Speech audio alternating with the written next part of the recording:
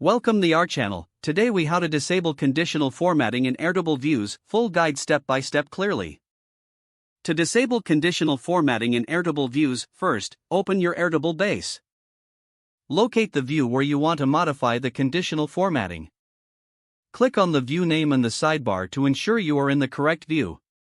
Now, look for the View Options button at the top right corner of the screen. Click on the View Options button to reveal a drop-down menu. In this drop-down, select Customize field. A new panel will appear on the right side of the screen. Scroll down until you find the Conditional Formatting section within this panel.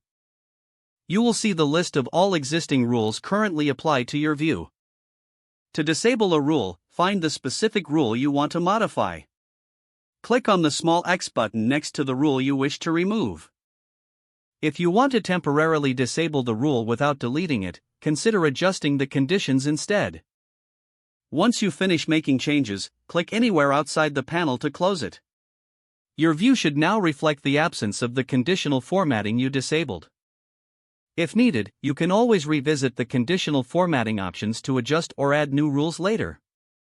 That's how you disable conditional formatting in Airtable views. If the page does not load, refresh the browser or try again in a private or incognito window. Make sure you are using the correct email address, then retype it carefully to avoid small typos. If your password is not accepted, use the reset option and create a new strong password you can remember. Check your spam folder for verification or security emails, then complete any requested confirmation steps.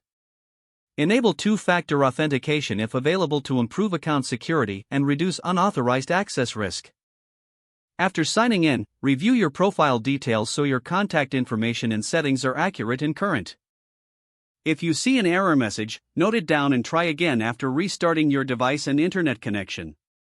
Log out when you finish, especially on shared devices, to keep your account and payment information secure.